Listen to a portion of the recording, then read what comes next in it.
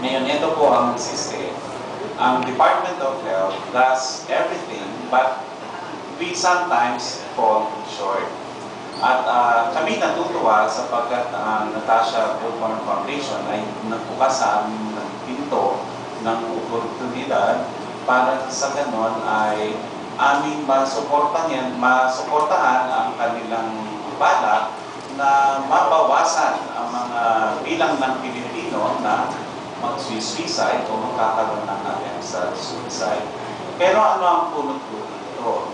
Sa amin sa Department of Health, pagkat wala kami mailalahad sa inyo ng mga tamang impormasyon kung gano'ng karami nag-suicide, sapagkat mahirap na-trace sa mga death certificates, gumagawa kami ng paraan para magkaroon tayo ng mga datos.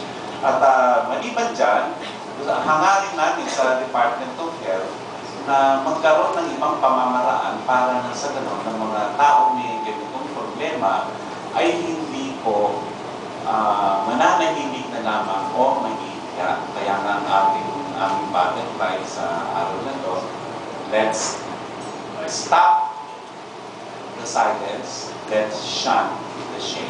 Maraming salamat po.